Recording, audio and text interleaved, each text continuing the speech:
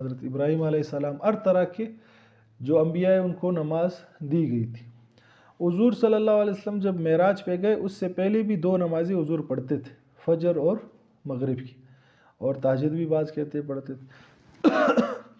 اور آپ صلی اللہ علیہ وسلم جب غار ہرا میں جاتے تھے تو وہاں تخلیہ کر کے یعنی خاموشی سے بیٹھ کے غور و فکر کرتے تھے اور عبادت کرتے تھے۔ پھر آپ صلی اللہ علیہ وسلم جب معراج پہ گئے تو اس وقت 5 نمازوں کو تحفہ ملا اللہ کا، اور وہ اصل میں 50 تھی۔ پھر حضور صلی اللہ علیہ وسلم جب گئے، موسیٰ علیہ السلام نے کہا کہ آپ پھر جائے، تو پھر اللہ نے فرمایا کہ جو اس 5 کو پڑھے گا اس کو 50 کا ثواب ملے گا۔ کتنا ملے گا؟ 50 کا ثواب ملے گا۔ تو یہ اس کی تاریخ ہے نماز کی، کہ نماز حضرت آدم علیہ السلام کے دور سے چلتی آ رہی ہے۔ یہ جو 5 نمازیں جو ابھی ہم پڑھ رہے ہیں یہ کب سے سٹارٹ ہوئے؟